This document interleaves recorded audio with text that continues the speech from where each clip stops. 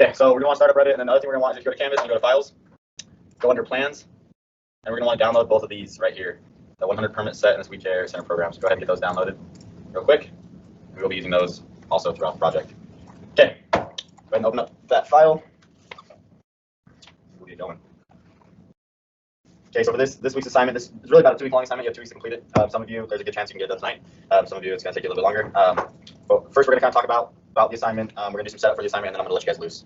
Feel free to stay if you want to. If not, you're good to go. And then I'll kind of show you some tips and tricks on how to draw a little bit more efficiently, at least with piping, to kind of help you out through this process. So we've got Revit opened up. The first thing we're going to want to do is link in our architectural file. Okay, so everybody should have that downloaded somewhere on their machine or on their thumb drive.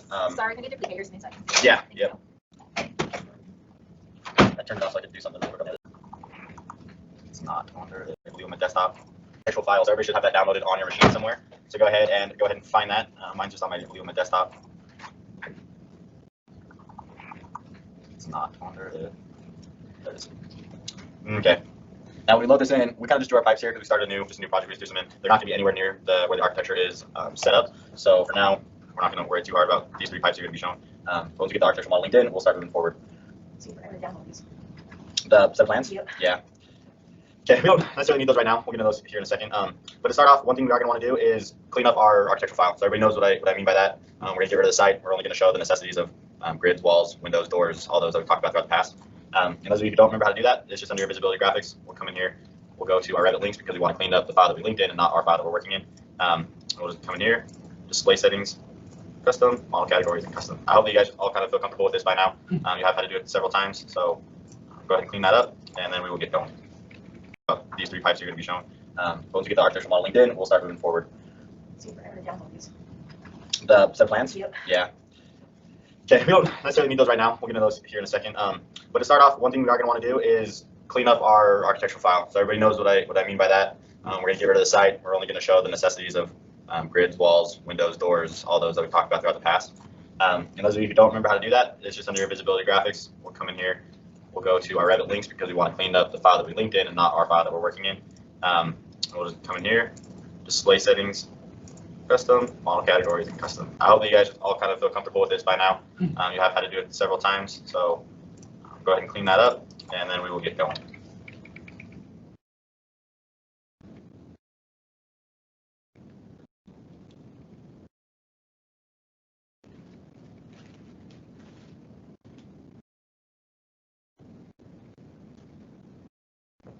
Actually, going to keep stairs on as well. Walls, windows. Okay, we're going to be left with this. Actually, one thing that let's show is actually plumbing fixtures. So if we come back in here and go P, we'll just type in plumbing fixtures just so we can show our sinks and our bathrooms, just to kind of give you guys an idea of where it's at in relationship to the plans. So when you're all said and done, this is what it should look like. Just your doors, your windows, your walls, your curtain walls, curtain wall panels, and then we're actually keeping on our plumbing. Okay. And let me know when you have that all said and done. We're going to be going to the plumbing set of those drawings, and you guys are going to be modeling in plumbing pipe for this level 1 interstitial space. Okay, so you can reference the PDF to your side. Doesn't matter if you put them in exactly where the PDF shows them. It might show them, dead center of a corridor. That part doesn't matter. The only 2 parts that really matter to this are your elevations, and we'll get into that here in a minute. I require that you draw your pipe at 2 elevations, and that's it. Okay, you can't change elevations more than the 2 that I give you. So it does make you think a little bit as far as when we're drawing, and we'll get into that in a minute. But that's basically the idea of this assignment. I'm going to give you the set of plans, and you're just going to recreate them in 3D with the plumbing, with the systems that we created last time in class. Okay. So a couple things before we get going, just common practice things when drawing pipe that I kind of got to talk to you about real quick. And I'm going to demonstrate in a section view, actually. So there are a couple things that we can't do with piping, okay? Or that are, I shouldn't say that we can't do, that are things that we should not do, just not practical. So I come in here, pipe, I'm going to create just a cold water line for right now, okay?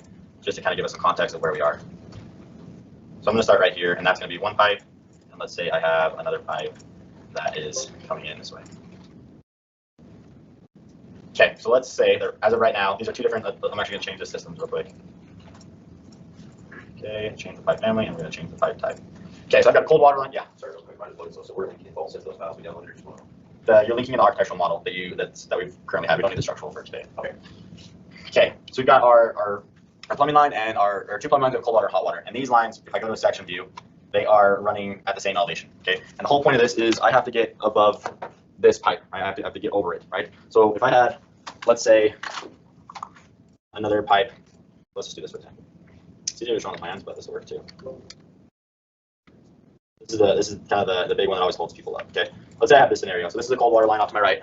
I've got a hot water and a cold water line. That'll be considered a branch line. That's, let's say, feeding a plumbing group off to the right. Okay, I've got my main set and my branch line, but I have to get over the top of my hot water line. Okay, best way to do that is what? Like how would you think you would do this as far as like what it would look like? I'm not saying how you would technically do it on Revit, but if you were to say like just a shape, what would you say would be the best way to do that? If I had to come off this pipe to attach to this one, what would you say that shape would look like? S. Like an S. Okay. Not the two shapes I was looking for, so I don't exactly what I mean by S, but I mean, it could be, I guess. So one thing that a lot of people do when they start out, and we'll kind of talk why it's not the proper way of doing it, is I'm just gonna go real quickly here just to demonstrate. Is they do something like this, okay? An S or U, a U shape, we usually call it a saddle, is what it's called. So you're saddling over the top of something. Can anybody tell me why that'd be considered wrong, or why we wouldn't want to do it out in the field? You want to eliminate 90 degrees? 90 degrees, but why? Why would we want to eliminate those? Cost.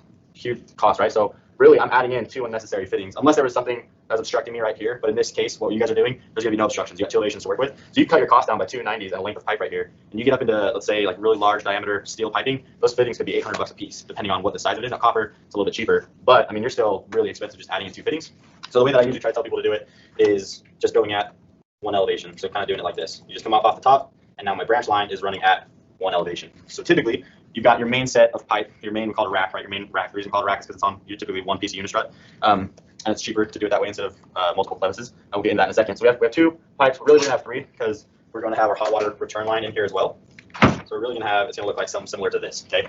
So what I recommend is whenever I'm on a project or modeling or coordinating the project, we try to keep our rack pipe all at one elevation, okay? So that what we consider your main rack is usually your larger diameter piping that usually goes throughout the whole perimeter of the building, and then all your branch lines typically come off and feed lines throughout the project. Usually, in this case, we're feeding drinking fountains, toilets, anything that sinks. Usually, what your domestic cold water, hot water feed, heaters, that kind of stuff. So we have our main rack at one elevation, and then our top coming off, and our branch line would always be at a different elevation than your main. Okay, now whether you come off the bottom and over, or off the top and over, that doesn't really matter. What we try to avoid is coming up, over, and then back down, like what we just showed, right? Because now it's a saddle, and instead of it being one pipe, now it's 1, 2, 3. Now it's 6 fittings instead of 3. You know, and your cost just goes through the roof by doing that. In some cases, you will have to do that. There will be a modeler will look at this low point of the duct and say, okay, can I just feed something over here to the left? What I mean by internal clashes is when it comes across the other two pipes at the same elevation. So that would be considered an internal system clash. And in Navisworks, that doesn't get picked up because it's registering out of the same like discipline. Usually your domestic water is a discipline, your mechanical pipe is a discipline. They don't read intermingling. So we try to avoid this by coming up over the top or figuring out another way of getting around it. Download. It should be the 100 set, I believe. I could be wrong. Left-hand side. Are you guys all familiar with Bluebeam or not? Because the engineers, when they design this, they know, okay, I need now. As far as it doesn't matter what you determine as your main or what I determine as my main, as long as they're at two different elevations. I don't know if this is and usually we just keep everything on one elevation strut. With a hot water line tweaks to do this. So between this, we'll just start with a 2-inch cold water line. Okay. So in our model, we've got grid line C and D, and we know it's just above grid line 3 is where the plans show it. So we want to put it somewhere in there. Okay. So I'm going to come in here, and that's kind of my general location of where I want to place it. So first, I'm going to go to my systems tab, and I'm going to go click on pipe. And for this case, I'm drawing my cold water system. Okay, and we've created those systems and those pipe types. So in here, I've got my domestic cold water selected, and all I'm going to do is I'm going to change my sizing to be a 2-inch line, and my elevation, we're going to say this one's at 12 foot. Okay, you have 12 foot, you have 12 foot 6 of the two. We're going to draw this one in at 12 feet, and we want to make sure that when we change our properties, that our system type also gets changed with it. So it comes in, and you'll know you